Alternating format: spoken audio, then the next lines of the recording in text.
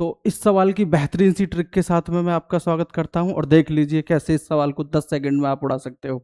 देखो, दो क्रमागत विषम प्राकृतिक संख्याओं के वर्गों का योगफल 74 है। संख्याओं का योगफल ज्ञात कीजिए। सबसे पहले क्या दे रखा है? 74। दो क्रमागत संख्या ध्यान रखना है। 74 दो संख्या है, दो का डिवाइड कर दीजिए, कितना आया? 2 3 6, 2 7 14। क्लियर है सभी के लिए? अब यहां से ये किसका वर्ग है? आप कहोगे 6, ये किसी का परफेक्ट स्क्वायर तो है नहीं, तो आपके ध्यान में होगा 36 परफेक्ट स्क्वायर है 6 का, मतलब किसके आसपास है? आप कहोगे 6 के आसपास है। क्लियर है? ये 6 का स्क्वायर है। तो आप कहोगे कि विषम संख्याओं के वर्गों की बात कर रहा है, तो विषम संख्या जो होंगी इससे एक कम और एक ज्यादा होगी। इससे एक कम कितनी हो गई? 5, और इससे एक ज्यादा कितनी हो जाएगी? 7, और दोनों का योग पूछा है तो कितना हो जाएगा? 12 है। इस टाइप के सवाल का आंसर। दूसरा क्वेश्चन इसी में करके दिखा रहा हूं मैं, अब समझ आ जाएगा जिनके भी। देखो दूसरा सवाल क्या है? 394 दोनों, सबसे पहले दो संख्या है 394, सबसे पहले क्या करना है? 2 से डिवाइड कर देना है। क्लियर सभी के लिए? 2 से डिवाइड करोगे तो कितना आ जाएगा? अब देखो 2 एकम 2, 2 निम 18 और 2 सत्ते 14।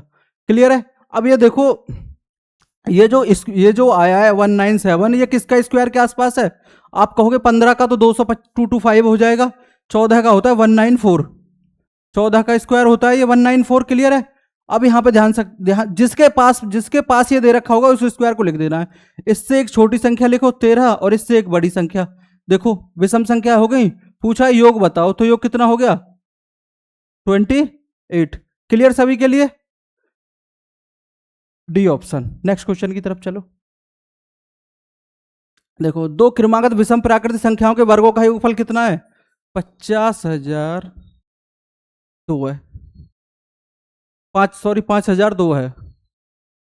ठीक है, अब वो क्या कह रहा है आगे? अब दो का सबसे पहले क्या करना है? इसमें 2 का डिवाइड करना है। अब देखो 2 से डिवाइड कर रहे हैं, 2 दूनी 4, 2 पंजे 10, ये 0 ये 1। क्लियर है? अब ये बताओ 2500 या 2501 किसका स्क्वायर होता है? आप कहोगे 50 का स्क्वायर के आसपास होता है। क्लियर है? तो इससे एक छोटी संख्या 49, इससे एक बड़ी संख्या, और दोनों का योग कितना हो गया? 100। क्लियर सभी के लिए? ट्रिक शायद समझ में आ गई होगी सभी के। नेक्स्ट क्वेश्चन की तरफ चलें।